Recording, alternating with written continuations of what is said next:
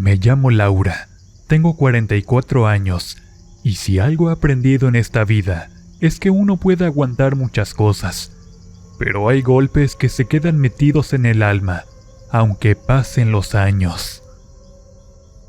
Yo fui madre joven. Mi hija Citlali nació cuando yo todavía no tenía malicia. En ese tiempo estaba casada con su papá. Al principio, como pasa en muchas relaciones, todo parecía normal. Él era atento, trabajador, hasta cariñoso cuando quería. Yo pensaba que había tenido suerte. Pero las cosas cambian, y casi siempre para mal. La primera vez que me levantó la mano, yo todavía tenía a Citlali en brazos. Era una bebita, ni siquiera caminaba. Yo estaba en la cocina, haciendo de cenar, y él llegó tomado. Empezó a reclamarme cosas que ni al caso, que la comida estaba fría, que la casa estaba desordenada, que estaba toda gorda y demás insultos. Y yo me acuerdo que le dije, con toda la calma que pude, pues claro que no soy la misma, acabo de tener una hija, ¿qué esperabas? Ese día me soltó el primer golpe. Durante un tiempo intenté convencerme de que podía arreglarse, que si yo era más paciente, que si hablábamos con calma, que si él dejaba de tomar. Pero la verdad es que la violencia no se arregla con paciencia. Al contrario, se va poniendo peor. Los golpes se volvieron más seguidos. Cada vez que Citlali lloraba, a mí se me partía el alma, pensando que esa niña iba a crecer viendo todo eso. Un día, después de otra pelea, me miré al espejo y me vi la cara hinchada. Tenía el labio roto y un moretón que ni siquiera trataba de tapar. Citlali estaba en su cama, mirándome. Tenía unos ojos bien grandes, y ahí entendí algo que me cambió la vida. Si me quedaba ahí, mi hija iba a pensar que eso era normal. Esa misma semana agarré unas cuantas cosas, ropa de la niña, mis papeles y me fui. Nunca volví. Desde entonces he sido madre soltera. Y déjenme decirles algo. Sacar adelante a un hijo sola no es cosa fácil. Hay días en que una se siente que ya no puede más. Yo trabajé en lo que se atravesara, limpiando casas, vendiendo comida, cuidando niños de otras personas. Hubo temporadas en que apenas alcanzaba para lo básico, pero nunca me rajé. Citlali fue creciendo y yo me prometí algo muy claro. Esa niña iba a tener oportunidades que yo nunca tuve. Siempre fui muy protectora con ella, tal vez demasiado, la verdad, pero después de lo que viví con su papá, uno ya no vuelve a confiar igual en los hombres. Yo sé que suena feo decirlo así, pero es la verdad. A mí los hombres me dejaron marcada. Con el tiempo aprendí a vivir, pero en cuestiones de pareja jamás volví a intentarlo. Preferí enfocarme en mi hija. Citlali creció siendo una muchacha muy bonita. Tenía el cabello negro, largo y unos ojos que heredó de mi mamá. Desde adolescente empezaron a rondarle los muchachos. Y ahí empezó también otra etapa de mi vida, la madre preocupada. Me acuerdo mucho de la primera vez que llegó a presentarme a un novio. Yo estaba lavando trastes cuando la escuché entrar a la casa. «Mamá», me gritó desde la sala. «¿Estás ocupada?» «Pues, lavando lo de siempre, mija», le contesté. «¿Qué pasó?» «Es que quiero que conozcas a alguien». Cuando salí a la sala, vi a un muchacho parado junto al sillón, nervioso, con las manos metidas en las bolsas del pantalón. Citlali estaba sonriendo. «Mamá, él es Diego, mi novio», Citlali dijo. El muchacho levantó la mano medio tímido. «Buenas tardes, señora Laura». Yo lo miré de pies a cabeza. No por mala onda, simplemente porque una madre se fija en todo. «Buenas tardes», le respondí. Nos sentamos un rato a platicar. Él me contó que estudiaba, que vivía con sus papás, que le gustaba el fútbol, nada fuera de lo normal. Cuando se fue, Citlali se me quedó viendo con cara de interrogación. ¿Y qué te pareció? Yo me senté frente a ella. Mira, mija, le dije. A mí no me interesa si está guapo o feo, si tiene dinero o si anda en camión. Lo único que quiero saber es cómo te trata. Ella puso los ojos en blanco. Ay, mamá, déjame terminar, le dije. Yo viví cosas que tú no. Lo único que te voy a pedir es que siempre te fijes bien en el carácter del hombre con el que andas. Un hombre que levanta la voz, que te controla, que se enoja por todo, tarde o temprano termina haciéndote daño. Citlali suspiró. Mamá, no todos los hombres son como mi papá. Ojalá tengas razón, le respondí. Ese noviazgo le duró como 3 meses. Después me contó que Diego era muy celoso, que le revisaba el celular, que se enojaba cuando salía con sus amigas. Yo nomás le escuché y al final le dije, ¿ves por qué te digo que te fijes bien? Así fue con muchos muchachos que pasaron por su vida.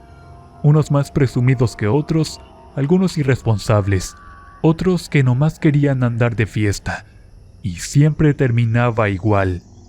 Citlali llegaba a la casa llorando, diciendo que se había equivocado otra vez. Yo la abrazaba y trataba de no decirle te lo dije, aunque por dentro supiera que sí.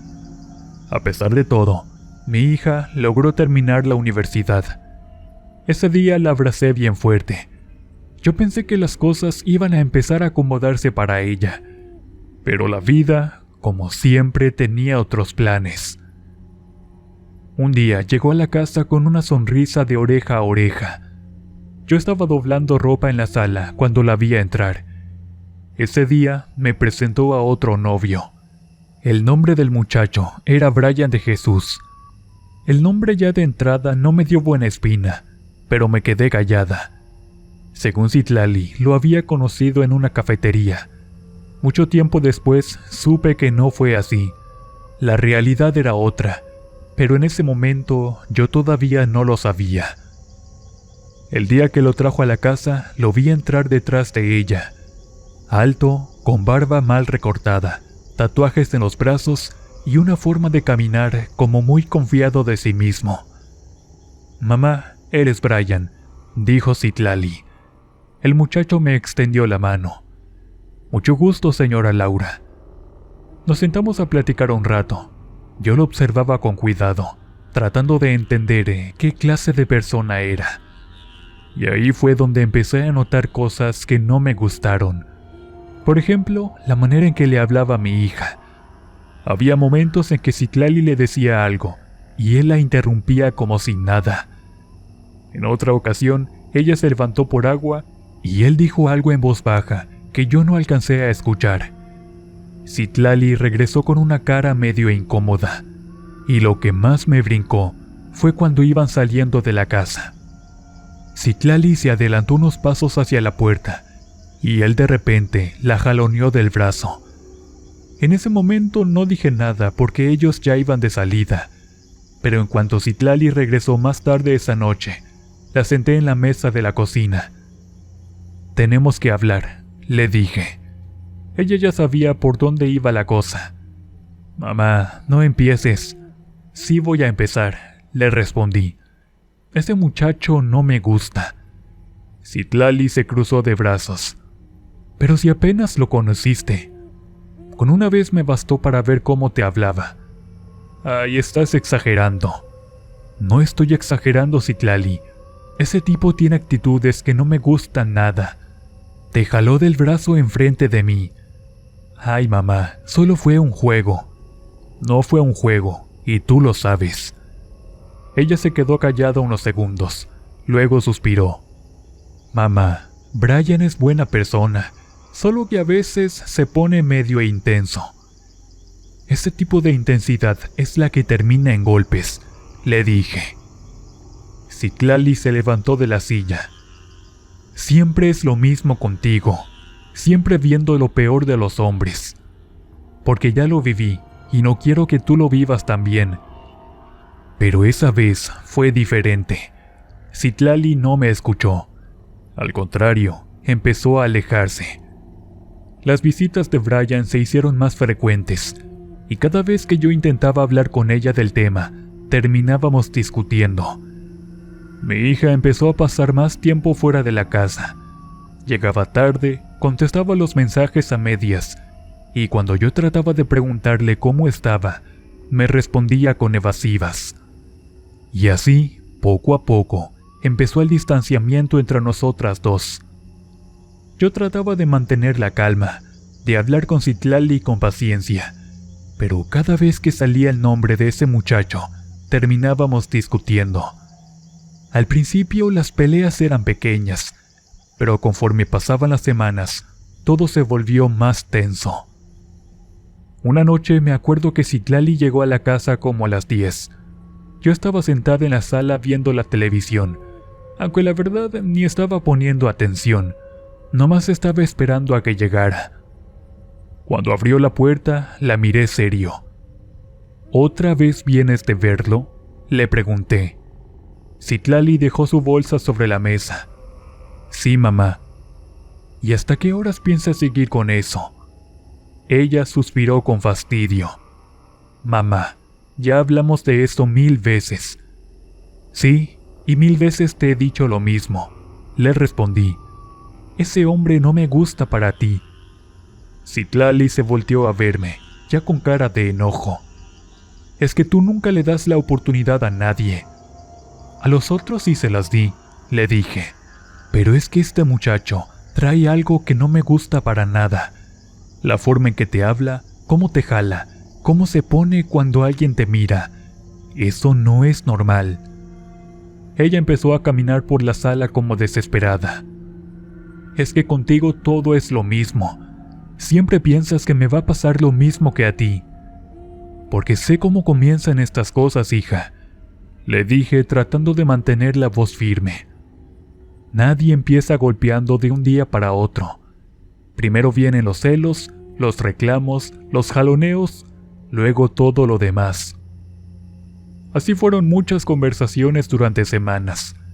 A veces hablábamos en la cocina, otras veces en la sala, otras en su cuarto, y casi siempre terminaban igual, con las dos molestas. Yo insistía en que lo dejara, ella insistía en que yo estaba equivocada, hasta que me di cuenta de algo que me dolió mucho aceptar. Mi hija no iba a dejar a Brian. Podía hablarle 1000 veces, podía rogarle, podía gritar, y nada iba a cambiar. Y también entendí otra cosa. Si seguíamos peleando así, lo único que iba a lograr era alejarla más de mí. Una tarde la vi sentada en el comedor mirando su celular. Me acerqué despacio y me senté frente a ella. Citlali, le dije con calma. Ella levantó la mirada, como esperando otra discusión. ¿Qué pasó, mamá? Mira, ya entendí que no vas a dejar a ese muchacho. Y también entiendo que entre más te diga que lo dejes, más te vas a aferrar. Citlali bajó la mirada. Yo lo quiero, mamá. Me dolió escuchar eso, pero traté de no demostrarlo. Está bien, le dije al fin. No voy a seguir peleando contigo por eso. Levantó la mirada sorprendida. ¿En serio? Sí, eres mi hija, y lo último que quiero es que nos distanciemos. Si tú decidiste andar con él, pues voy a tener que aceptarlo. Citlali se levantó de la silla y me abrazó. Yo le correspondí el abrazo, aunque por dentro tenía una sensación rara en el pecho, como cuando uno presiente que algo no va a terminar bien. Pasaron algunas semanas más. La relación entre mi hija y yo se calmó un poco. Ya no discutíamos tanto. Yo trataba de no opinar cada vez que salía con Brian, aunque en el fondo seguía sin confiar en él. Y entonces, un día, mi hija llegó con la noticia de que se iba a mudar con Brian a otro estado lejos de aquí. Yo de inmediato me negué y le comencé a decir que estaba apresurando las cosas. La discusión subió de tono. Las dos gritamos y estábamos muy enojadas. Al final, Citlali agarró su bolsa y dijo que de todos modos se iba a ir. Yo me quedé callada unos segundos. Me dolía mucho, pero también entendía que mi hija ya era una mujer adulta. No podía amarrarla a la casa. Así que respiré hondo y le dije: «Está bien, si ya tomaste esa decisión, no puedo detenerte». Citlali me miró sorprendida. ¿De verdad? Sí, pero al menos dame la dirección de la casa donde van a vivir. Ella me preguntó que para qué. Porque eres mi hija y quiero saber dónde estás. Después de unos segundos me dio la dirección. Una semana después, se fue. El día que la vi subir al autobús con sus maletas, sentí un hueco enorme en el pecho. Mi casa se quedó en silencio. Los primeros días traté de mantenerme ocupada, limpiando, trabajando, arreglando cosas que llevaba tiempo posponiendo. Pero la preocupación siempre estaba ahí, así que empecé a marcarle todos los días. Al principio Citlali me contestaba normal. «¿Cómo estás, mija?», le preguntaba. «Bien, mamá». «¿Y cómo está la casa?». «Pequeña pero bonita». «¿Y Brian?». «Él está trabajando». Las llamadas duraban varios minutos, y eso me daba cierta tranquilidad. Pero con el paso de los días, algo empezó a cambiar. Una tarde la llamé, y mientras hablábamos, escuché una voz al fondo. Era Brian. «Citlali, ¿otra vez en el teléfono?», gritaba con enojo. Ella tapó el micrófono un momento y luego regresó. «Perdón, mamá, es que Brian dice que ya tengo que hacer de comer». Otra vez, días después, escuché algo parecido. «Oye», se escuchó al fondo, «ponte a barrer en lugar de estar perdiendo el tiempo». Cada vez que escuchaba esos gritos, sentí un nudo en el estómago. Una noche le pregunté directamente: «Citlali, dime la verdad, ¿te sientes bien viviendo ahí?». «Sí, mamá, no te preocupes, porque te escucho nerviosa cuando él está cerca. Es que está estresado por el trabajo». «Mi hija, tú sabes que conmigo puedes hablar». «Estoy bien, mamá, de verdad». Quise creerle, pero algo dentro de mí no estaba tranquilo.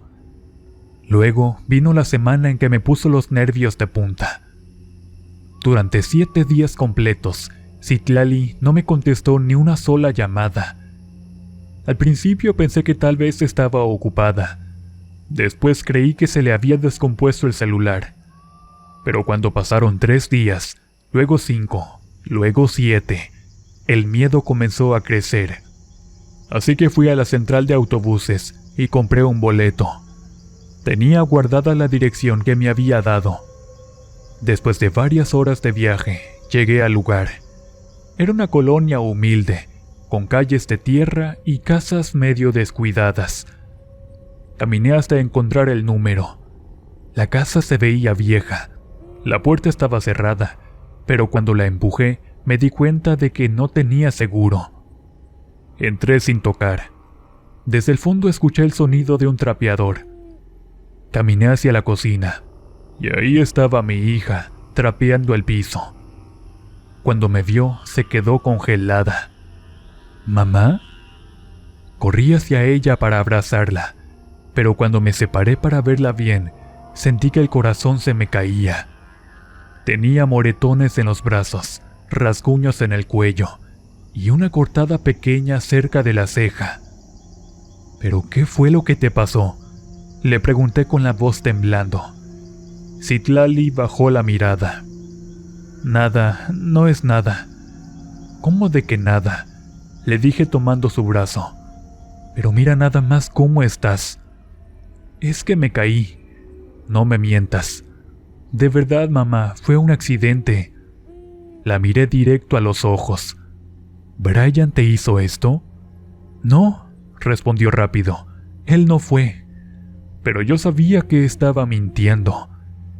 «Citlali, por favor», le dije casi suplicando.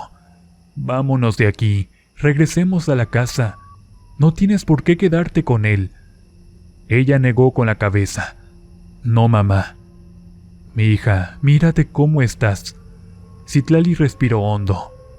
Mamá, no voy a dejar a Brian porque estoy embarazada.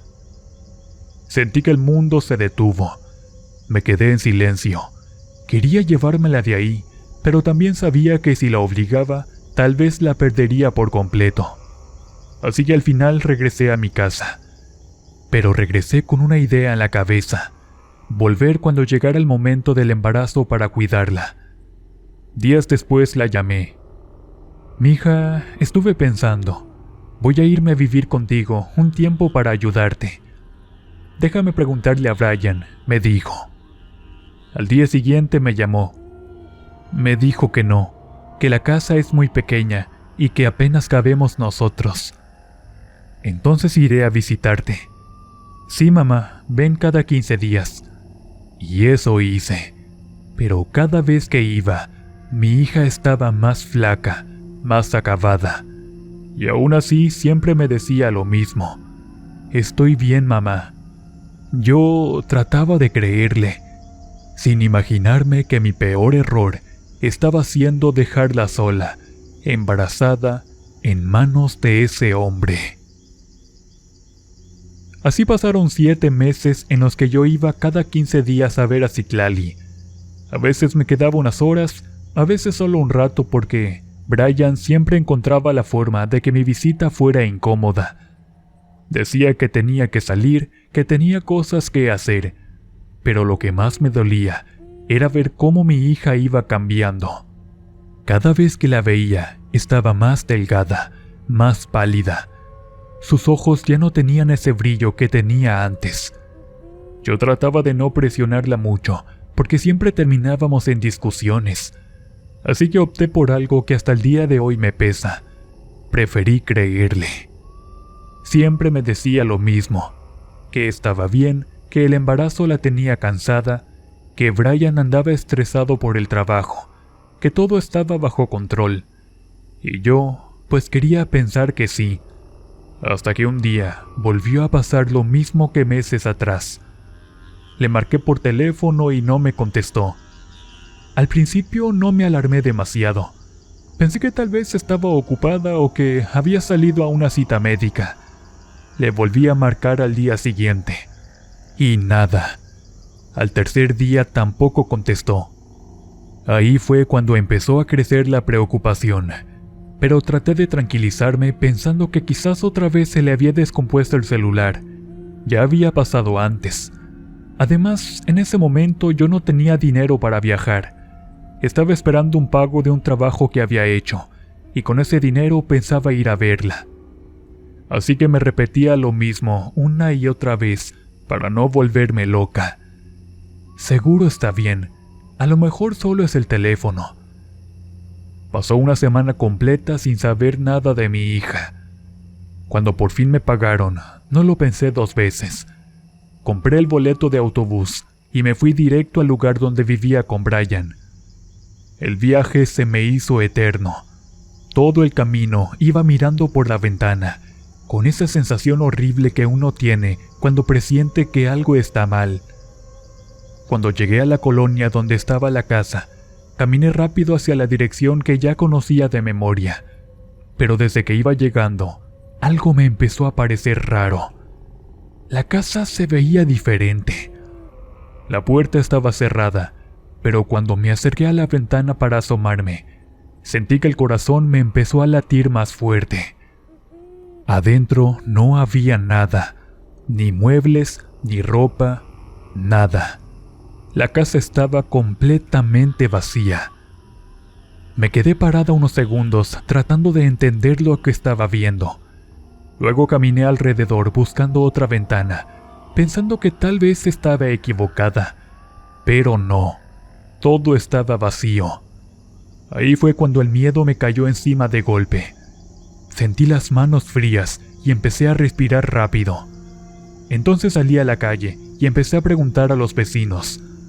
Toqué en una casa cercana y salió una señora mayor. Disculpe, estoy buscando a mi hija. Vivía en esa casa. La señora miró hacia donde señalé. ¿En esa casa? Sí, vivía con su pareja. La mujer frunció el ceño. Pues ya tiene semanas que ahí no vive nadie. Sentí que el estómago se me hizo un nudo. ¿Semanas? Sí, ya tiene rato que no se ve movimiento ahí. Entonces fui con otro vecino, un señor que estaba arreglando una bicicleta en la banqueta. Oiga, ¿usted sabe qué pasó con la pareja que vivía en esa casa? El hombre se quedó pensativo. La verdad no sé bien, pero sí se escuchaban gritos de mujer, como si la estuvieran golpeando.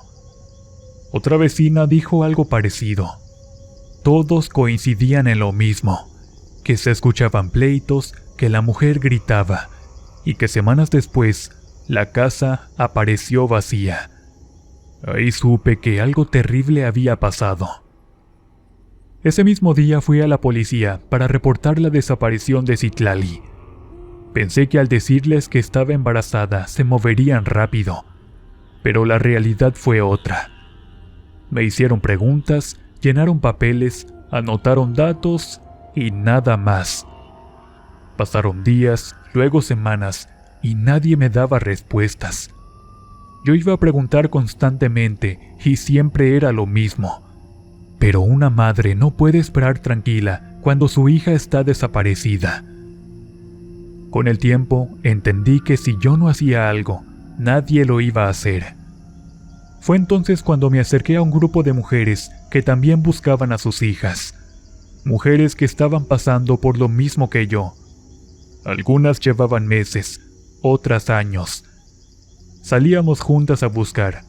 Íbamos a terrenos, a colonias alejadas, a lugares donde alguien decía que habían visto algo sospechoso. Pero los días seguían pasando y no encontrábamos nada. Fue durante ese tiempo cuando los sueños empezaron. Al principio pensé que eran simples pesadillas provocadas por la angustia, pero cada noche eran más claros y más reales. Soñaba con Citlali. La veía llorando dentro de la casa donde vivía con Brian. En uno de esos sueños la vi sentada en la cocina con el rostro lleno de lágrimas, mientras él le gritaba cosas horribles. En otro sueño la vi tratando de cubrirse la cara mientras él la empujaba contra la pared. Pero hubo un sueño que nunca voy a poder olvidar. En ese sueño vi a Brian llegar a la casa completamente furioso. Empezó a gritarle cosas a Citlali. No entendía bien qué decía, pero se notaba que estaba lleno de celos. De repente la empujó, luego la comenzó a golpear brutalmente. Mi hija estaba embarazada, y aún así él no se detenía. La vi caer al suelo tratando de levantarse, y luego vi algo que me heló la sangre. Brian agarró la plancha de ropa y le golpeó la cabeza con ella. El golpe fue brutal. Citlali quedó completamente inmóvil. Después lo vi caminar desesperado por la casa. Luego lo vi envolver el cuerpo y sacarlo en la madrugada. En el mismo sueño, lo vi llegar a un terreno baldío, un lugar alejado, lleno de monte. Ahí cavó y dejó el cuerpo. Lo más extraño fue lo que pasó después. En el sueño, Citlali apareció frente a mí. No hablaba, solo señalaba un lugar. Era como si me estuviera mostrando dónde estaba su cuerpo. Desperté gritando. Estaba empapada en sudor y el corazón me latía tan fuerte que pensé que se me iba a salir del pecho. Me quedé sentada en la cama tratando de entender lo que acababa de soñar. Tal vez cualquiera habría pensado que solo era una pesadilla, pero yo estaba completamente desesperada. Así que hice algo que muchos dirían que fue una locura. Fui a ese lugar. La dirección que recordaba del sueño coincidía con un terreno baldío a las afueras de la ciudad. Cuando llegué, sentí una sensación horrible. Caminé entre el monte hasta que vi una zona donde la tierra se veía removida. Empecé a escarbar con las manos, y ahí fue cuando encontré el cuerpo de mi hija. Ese momento no se lo deseo a nadie en el mundo. Llamé a las autoridades y comenzaron las investigaciones. Durante meses buscaron a Brian. Interrogaron gente, revisaron registros, pero no pudieron encontrarlo. Había desaparecido. Para entonces yo estaba completamente consumida por el dolor y también por una rabia incontrolable. Yo siempre he sido creyente de la Santa Muerte. Desde hace años tenía un altar en mi casa. Después de todo lo que pasó, empecé a rezarle todos los días a la Santa Muerte Negra. Le pedía justicia y venganza también. Le pedía que Brian pagara por lo que le hizo a mi hija. No quería una muerte rápida para él. Le pedía algo lento y doloroso. Y así pasaron los meses, hasta que un día estaba viendo las noticias. Mostraban una nota sobre una riña entre dos hombres. Decían que uno había muerto después de recibir varias puñaladas en el cuerpo. También mencionaron que varias de esas heridas estaban en el cuello. Luego dijeron el nombre: Brian de Jesús Sánchez, el mismo Brian que había matado a mi hija. En ese momento sentí algo muy extraño. Por un lado, una satisfacción enorme. Por otro lado, un dolor que nunca se va a ir. Porque aunque ese hombre ya no esté en este mundo, mi hija tampoco. Y hay algo que me va a perseguir toda la vida. La culpa de haberla dejado sola. La culpa de haber permitido que se fuera con un hombre que desde el principio supe que podía destruirla.